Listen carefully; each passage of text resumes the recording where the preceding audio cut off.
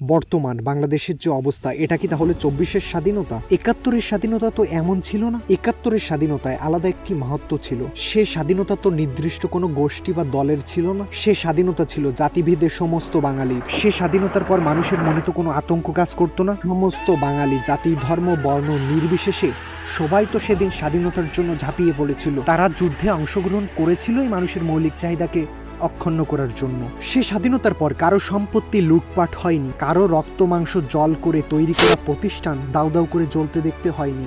কই, তারা তো স্বাধীনতার পর ধর্ম নিয়ে লড়াই করেনি। তাদের মধ্যে হিন্দু, মুসলিম, বৌদ্ধ, খ্রিস্টান ধর্মের যে এক মিলবন্ধন, এটা অভূতপূর্ণ নিদর্শন ছিল।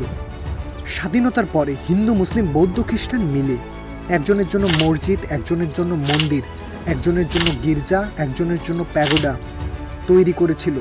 কই, তারা তো তখন সংখ্যালঘুদের সম্পদ আত্মসাৎ করার চেষ্টা করেনি। কই, তখন তো সংখ্যালঘুদের অত্যাচারের ভয় করতে হয়নি। নাকি ২৪-এর স্বাধীনতা এমনই হয়? কে জানে, হয়তোবা হতেও পারে। ২৪-এর স্বাধীনতার পর যে যা পাচ্ছে লুটপাট করার চেষ্টা করছে, যেন বাঙালি নতুন একটি কম্পিটিশনে নেমেছে, কে কার সম্পদ লুট করে নিতে পারে। কেন জানি না দেশকে স্বাধীন করতে গিয়ে পরাধীনতায় পরিণত হয়েছে বাংলার সাধারণ মানুষগুলো।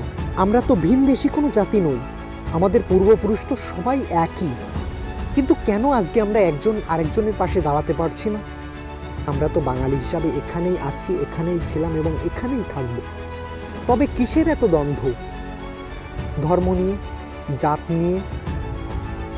আমরা তো আমাদের পূর্বপুরুষদের অর্জিত স্বাধীনতা ভোগ করতে চাই, কিন্তু তাদের কৃতিত্ব স্বীকার করতে চাই না।